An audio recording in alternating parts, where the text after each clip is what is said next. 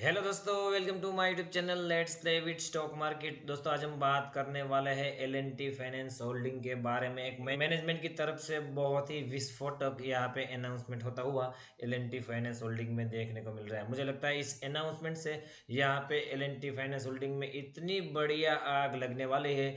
आग लगने की ऑलरेडी शुरुआत हो चुकी है। आज दोस्तों देखें, आज लगभग 5% की तेजी हमें एल&टी फाइनेंस होल्डिंग में देखने को मिली है और ये तेजी मुझे लगता है बिल्कुल भी रुकनी नहीं चाहिए, क्योंकि जिस तरह का मर्जर की बातें करी जा रही है एल&टी फाइनेंस होल्डिंग में, उससे चलते यहाँ पे आपको शेयर प्राइस यहाँ से भी मुझे लगता है मिनिमम डबल होता हुआ बिल्कुल देखना चाहिए। तो क्या खबर है और क्या फंडामेंटल्स है और आपको एंट्री कहाँ पे लेनी चाहिए, उस सब के बारे में मैं आपको बताने की कोशिश करूंगा। तो मैं चाहूंगा इस वीडियो के साथ पूरा आप जुड़े रहे। सबसे पहले यहाँ पे कारोबार की सिचुएशन कैसी निकल करके आ रही है। हालांकि यहाँ पे 10 बजे तक की अपडेटेड सिचुएशन है। मैं 10:30 बजे के आसपास वीडियो बनाने की कोशिश कर रहा हूँ। यहाँ पे देखिए, एल&टी फाइनेंस होल्डिंग 92 रुपये 50 पैसे पे क्लोजिंग, 3 रुपये 90 पैसे ऊपर 4.5% की तेजी। हाई यहाँ पे 93 रुपये 30 पैसे का, लो 89 रुपये 20 पैसे के आसपास दिखाई दे रहा है। क्वांटिटी की बात करें, 55,57,000 शेयर की ट्रेडिंग और यहाँ पे डिलीवरी देखें 16,44,000 शेयर की। परसेंटेज ऑफ डिलीवरी 30% के आसपास बिल्कुल निकल करके आ रही है। तो यहाँ पे 1 घंटे के आसपास ही यहाँ पे जो कारोबार की सिचुएशन दिखाई दे रही है और सिचुएशन अपने आप में बहुत ज़्यादा बढ़िया हमें देखने को मिल रही है। सबसे पहले हाल फिलहाल में सिचुएशन कैसी रही थी एल&टी फाइनेंस होल्डिंग की, उसके बारे में बताने के लिए टिकट टेप की वेबसाइट पे लेके आया हूँ। एक वीक में बात करें तो यहाँ पे गिरावट की सिचुएशन दिखाई दे रही है, 7% से भी ज़्यादा की गिरावट। और यहाँ पे एक मंथ की बात करें तो एक मंथ में भी अच्छी खासी गिरावट के बाद ही यहाँ पे हमें मिल रहा है 16% के आसपास यहाँ पे करेक्ट हो चुका है। तो मैं आपको कोई ओवरबॉट स्टॉक नहीं बता रहा हूँ जो बहुत ज़्यादा भाग चुका है, ऑल टाइम हाई पे चल रहा है, ऐसे स्टॉक बताने की कोशिश नहीं कर रहा हूँ। जो अच्छे स्टॉक है और यहाँ पे गिरावट हुई है और यहाँ पे अभी जो हाल फिलहाल में जिस तरह की पॉजिटिव खबरें हैं, उसी स्टॉक को मैं आपको बाय करने के लिए बोल रहा हूँ। एक साल में अभी भी 75% के आसपास के रिटर्न यहाँ पे हमें दिखाई दे रहा है। इसके फाइनेंशियल को स्टडी करने के लिए मैं आपको यहाँ पे स्किनर की वेबसाइट भी लेके आया हूँ। और L&T finance holding market cap की बात करें 21,879 करोड़, पी रेशियो देखें तो अभी भी 20 के नीचे है।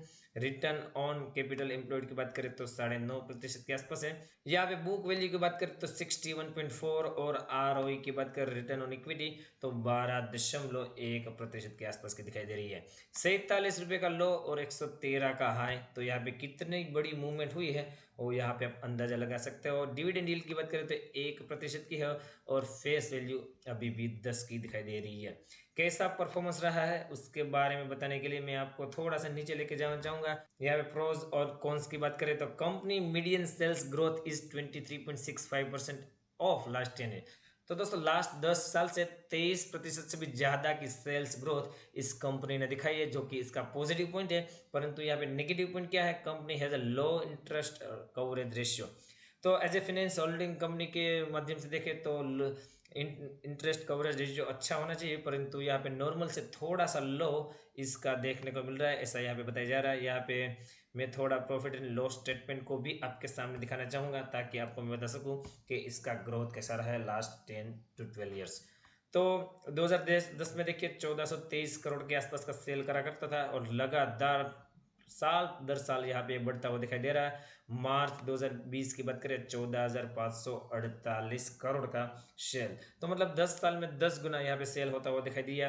प्रॉफिट ऑपरेटिंग प्रॉफिट की भी बात करें तो 1113 करोड़ हुआ करता था, जो कि अभी 10,291 करोड़ के आसपास है।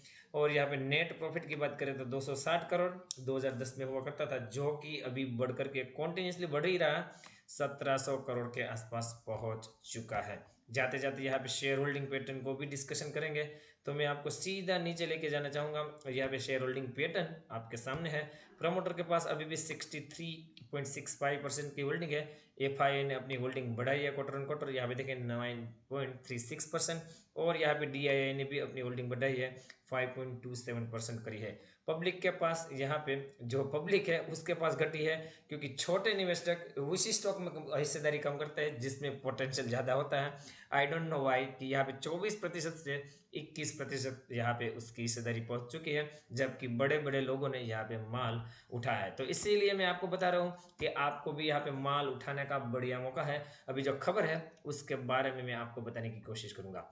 तो दोस्तों बीएससी को एक लेटर सबमिट किया है यहाँ पे एल&टी फाइनेंस होल्डिंग ने, और यहाँ पे जो खबर निकल करके आ रही है बहुत ज़्यादा धमाकेदार है। यहाँ पे खबर के बारे में पढ़ के बताना चाहूंगा, आप सब्जेक्ट पढ़ के ही आपको खबर पूरी की पूरी पता चलने वाली है। The scheme of amalgamation by the way of merger between L&T finance limited, L&T housing finance limited and L&T infrastructure finance limited, यहाँ पे इन तीनों कंपनियों का मर्जर होकर के एक नई एंटिटी बनाने की बातें यहाँ पे एल&टी फाइनेंस होल्डिंग के द्वारा की गई है।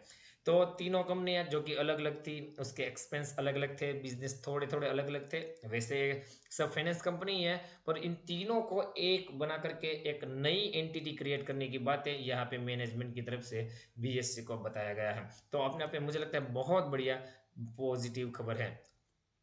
तो यहाँ पे बताया जा रहा है percent to merger of LTHFL and LTIFC with the L&T finance holding, L&T infra डेप्ट fund limited, one of the subsidiaries of company may be required undergo charges in the general characters on nature of the business activities shareholding structure, which may include required of obtaining various approval and making appropriate applications to the regulator in this regard. तो यहाँ पे बताया जा रहा है कि इन सब को करने के लिए, इमर्जन करने के लिए यहाँ पे कंपनी के मैनेजमेंट ने बताया कि हमें काफ़ी अप्रूवल लेनी पड़ेगी, काफ़ी चेंजेस भी करने पड़ेंगे शेयर होल्डर एक्टिविटीज बिजनेस के नेचर को लेकर के भी, वो सब हम यहाँ पे करने वाले हैं। और यहाँ पे उनका जो डिसीजन निकल करके आ रहा है कि सब मर्जर करना है, वो यहाँ पे वो करने की पूरी कोशिश करने वाले हैं। कोशिश क्या, बल्कि यहाँ पे करने का डिसीजन ही लिया गया है। तो मुझे लगता है इसी खबर के चलते अगर ये मर्जर हो जाता है तो यहाँ पे नई वैल्यू अनलॉकिंग हो जाएगी, जो नए एक्सपेंस है ज़्यादा, क्योंकि अलग अलग कंपनियां होगी तो ज़्यादा एक्सपेंसेस रहेंगे। तो एक ही अगर यूनिट में आप उसको प्रस्थापित कर दोगे, इंस्टैब्लिश कर दोगे, तो यहाँ पे कहीं ना कहीं L&T फाइनेंस होल्डिंग को इसका बहुत बढ़िया आगे जाकर के लाभ होने वाला है। और इसी के चलते यहाँ पे मार्केट ने इसको सराहा है और 5% की तेज़ी आपको दिखा रहा है। तो मैं आपको चार्ट पे लेके जाना चाहूँगा और किस तरह के लेवल टारगेट आगे हमें देखने को मिल सकते हैं, कहाँ पे रेजिस्टेंस फेस कर सकता है, उसके बारे में बताने के लिए एक डे की टाइम फ्रेम पे आपको लेके आया हूँ। यहाँ पे करंट मार्केट प्राइस 92 रुपये 60 पैसे के आसपास हमें घूमता हुआ नजर आ रहा है। मार्केट के हवर में यहाँ पे मैं वीडियो बना रहा हूँ। मुझे लगता है अभी आपको करंट मार्केट प्राइस में पोजीशन बननी चाहिए। आपका एसएल आइदर 86 और 75 रहना चाहिए as per your risk appetite. पहला टारगेट तो आपको सीधा ट्रिपल फिगर में मिलेगा 100, उसके ऊपर 113 और उसके ऊपर 126 में अभी शॉर्ट टर्म के लिए टारगेट बता रहा हूँ।